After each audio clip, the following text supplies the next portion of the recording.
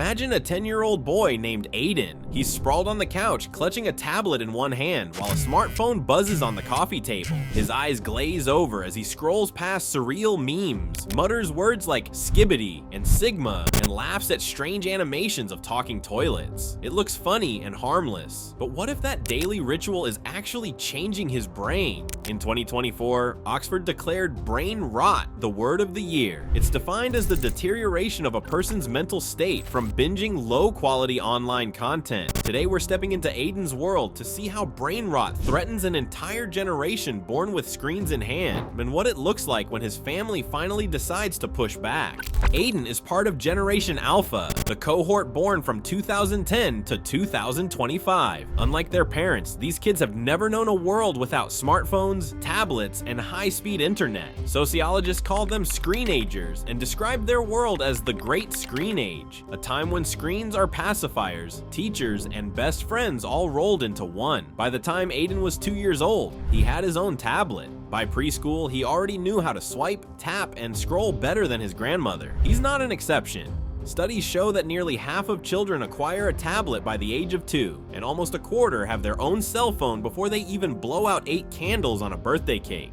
When the pandemic hit, screens weren't just entertainment, they became lifelines. Education went online, playdates moved to FaceTime, parents, overwhelmed and stressed, handed devices to their kids just to keep the peace. Aiden's mother, Maria, would often give him his tablet while she made dinner, during long car rides, or just to calm him down at bedtime. But as Aiden grew older, his digital diet shifted. Gone were the Saturday morning cartoons that took time to tell a full story. In their place came endless loops of TikToks and YouTube shorts, clips that lasted seconds, swipe after swipe after swipe, always chasing the next laugh, the next jump scare, the next burst of dopamine. Psychologists call this zombie scrolling, a trance-like state of mindless consumption. And when darker content slipped in, a tragic headline, a scary clip, Aiden didn't look away. He just kept watching. That's doom scrolling, another modern habit linked to anxiety and depression. What Aiden didn't realize was that his brain was slowly being rewired. Each flick of his thumb gave him a microscopic surge of dopamine, conditioning him to crave more, to need more, to never stop. The hours he used to spend outside shrank. The hours glued to glowing rectangles only grew. Maria began to notice the changes. His sense of humor shifted. Jokes that once made him giggle now earned only blank stares. His mood seemed dictated by whatever content had just flashed across his screen. Brain researchers warn that this constant overload leads to mental fogginess, memory lapses, and reduced motivation. Studies show that doom scrolling desensitizes kids to negative content while ramping up their psychological distress. Binging shallow, repetitive clips overwhelms the brain's filters and creates cognitive overload. Maria wondered if this was just a phase, or an early warning sign.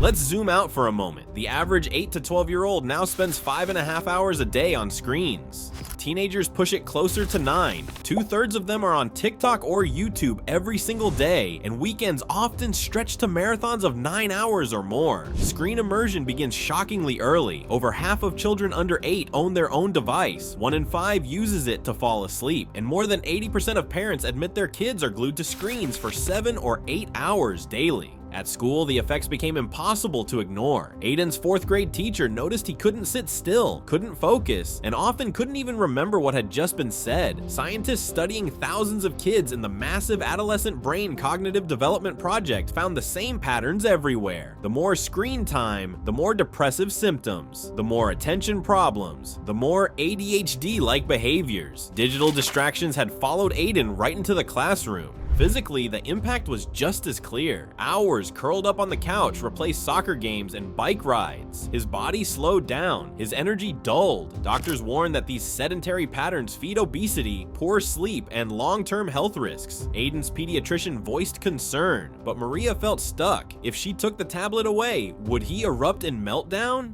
Emotionally, the situation cut even deeper. Gen Alpha engages in 30% less physical activity than previous generations, faces constant cyberbullying, and battles sleep issues and anxiety. Many kids like Aiden start using their phones as pacifiers. Whenever he felt anxious, he grabbed his device. When boredom struck, he scrolled. When sadness crept in, he drowned it in memes and shorts until the feeling dulled. Psychologists warn that kids like Aiden never learn real coping skills because the screen always numbs the moment. And all of this is happening while their brains are still under construction. Childhood and adolescence are critical windows when neural pathways are forming. Researchers now know that excessive screen use during these years doesn't just affect mood, it can reshape how attention, memory, and even social skills develop. Endless novelty from TikTok and YouTube doesn't just entertain, it shortens attention spans, fuels social withdrawal, and can even distort reality.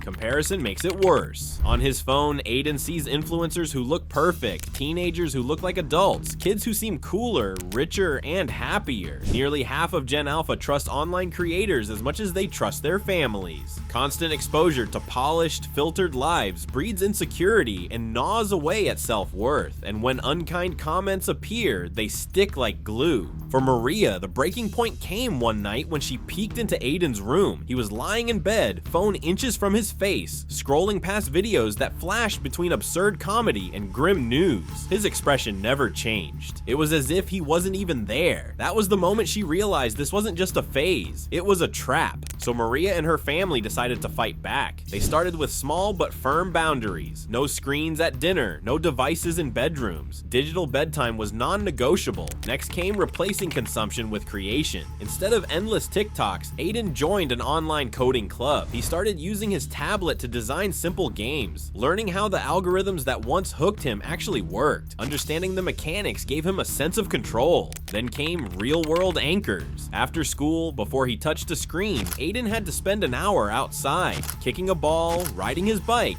just being in the real world again. Slowly, he started to reconnect with friends, with Legos, with activities that demanded attention and rewarded patience. And perhaps most importantly, his parents modeled the change themselves. When his dad left his phone in another room during dinner or picked up a book at bedtime instead of scrolling, it sent a message louder than any lecture. Screens are tools, they don't have to be crutches. Within weeks, the difference showed. Aiden was laughing again, playing again, talking more. His curiosity returned. The grip of brain rot loosened.